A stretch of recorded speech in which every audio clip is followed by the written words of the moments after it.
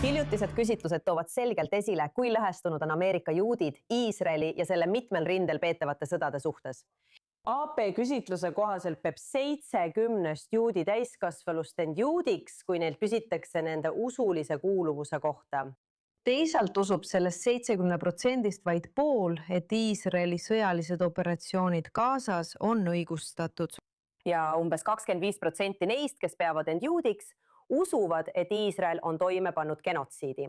Meiega liitub nüüd Jeruusalemmast professor Gil Troy, JPP vanemteadur ja raamatu Oluline teejuht USA Iisraeli partnerlusele autor. Tere ja aitäh, et meiega liitusite. Hea teid näha ja head tagantjärele USA iseseisvuspäeva. Jah, täpselt. Rääkige meile kõigepealt nendest küsitlustest. Ma mõtlen, et need on sarnased, kuid siiski erinevad, aga kõik viitavad samale asjale, mis paneb sind kukalt kratsima. Kas midagi on muutunud pärast 7. oktoobrit Ameerika juutide suhtumises Iisraeli sellesse sõtta, millele nad varem võib-olla ei oleks mõelnud? Mõtleme kahele põhilisele nähtusele.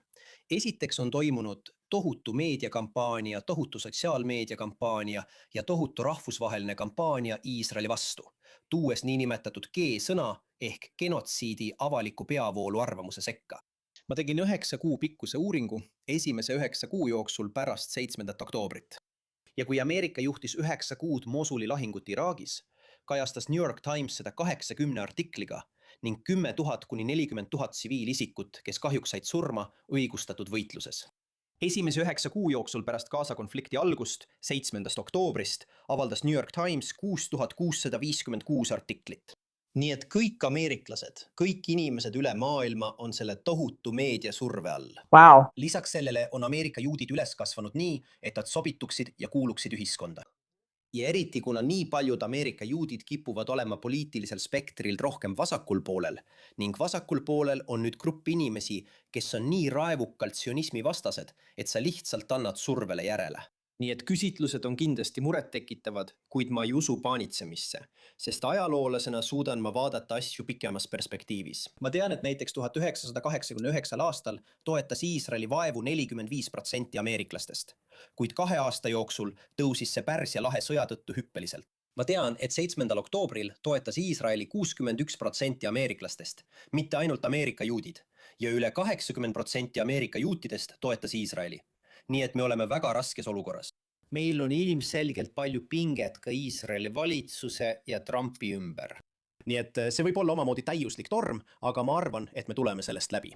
Ma mõtlen, et siin on samal ajal nii palju eri tasandeid. Ma mõtlen, me näeme nii palju muudatusi valitsustes alates 7. oktoobrist. Ja muidugi kõik need ülikoolide rahutused ja see, mis toimub Mondaniga, aga sul on õigus, ma arvan, et see kogu assimileerumise teema on huvitav. Ma mõtlen, see on osa Ameerika juutide kogemusest läbi sajandite, aga ma arvan, et see, mida 7. oktoober tegi, on see, et see äratas üles paljud inimesed, kes olid nagu, mis iganes, ma olen assimileerunud. Ma sulandun, aga saan aru, et tead, kui asi tõsiseks läheb, siis need suhtumised juutidesse on endiselt olemas, isegi kui seda ei kogetud pärast 7. oktoobrit.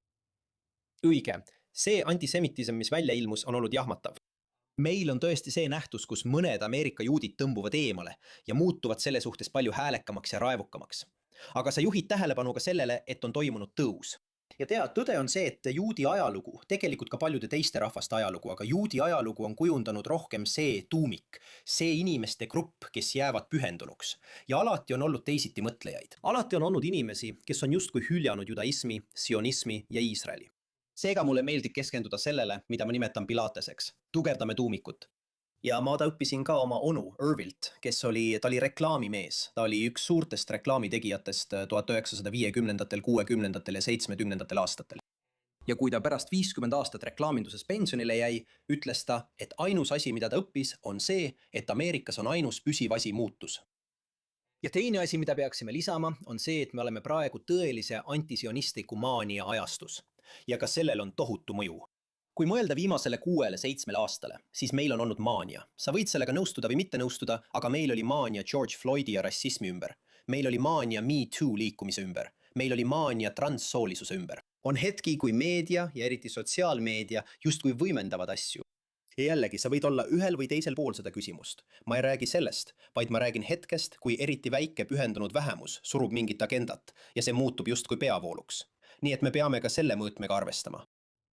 Õige, ja tead, liigume nüüd ka rohkem kohaliku New Yorgi juurde. Ja me teame kõiki neid draamasid, mis Mamdaniga toimuvad ning neid vahevalimisi, kus paljud tema toetatud inimesed said kongressi eelvalimistel edasi, mis jätkab olukorra muutmist. Aga üks huvitav asi on see, et poliitiliselt vaadates selgub, et USA juudid toetavad Mamdanit rohkem või peavad teda populaarsemaks kui Netanyahut, isegi need, kes peavad end juutideks ja hoolivad Iisraelist. See on väga vastuoluline. Nii et jällegi, seal ühelt poolt identiteedisegaduse hetk, samas on toimunud ka demoniseerimine. On olemas suurepärane raamat aastast 1972 nende maaniate kohta, mille autor on Stanley Cohen ja selle nimi on Moral Panics and Folk Devils. Ja Israel, eriti Bibi, on muutunud patuoinaks. Netanyahu on muutunud patuoinaks, isegi Iisraeli toetajate seas, isegi nende seas, kes nimetavad end sionistideks. Samal ajal on Mamdanil selline, tead küll, sära ümber. Nii et jällegi, pole üllatav, et me seda näeme, kuid see on muidugi murettekitav. Mul on üks demokraatist kongressimehest sõber Kesk-Läänest, ütlen lihtsalt nii, kes ütleb, aga ära unusta, Manhattan on saar. Ja me peaksime ka mainima, et päev pärast seda, kui 3 Mamdani sõpra, 3 kongressikandidaati võitsid New Yorgis, saatis vabariiklaste kongressikomitee Hakeem Jeffriesile lilli ja kaastundavalduse. Ja nad ütlesid, esiteks, meil on kahju teie kaotuse pärast, aga ka suur aitäh teile, et tegite meie elu lihtsamaks. Praegu näeme demokraatlikus parteis väikest kodusõda. On ilmselgelt palju viha Trumpi vastu ja Trump on ühendaja, kuid see varjab sügavaid lõhesid ühe kompromissitu äärmusvasakpoolse tiiva ja ülejäänud partei vahel. Sellel tiival on omamoodi enesehävituslik patsifism ning see on politsei, ICE, Trumpi ja Iisraeli vastane. Ja nad kasutavad seda, et proovida mõjutada ülejäänud parteid, mis on samuti Trumpi vastane, kuid mitte nii raevukas. Ja kuidas seda tasakaalustada? Jah. Ma mõtlen, Iisraelis on parteide sees piisavalt palju erinevaid parteisid, aga jah, igas neist on palju halli ala. Kahjuks on meie aeg otsas, aga see oli väga huvitav, Gil Troy, suur tänu teile ja kindlasti vaadake kõik tema e-raamatut Oluline juhend USA ja Iisraeli partnerluse kohta. Aitäh veel kord!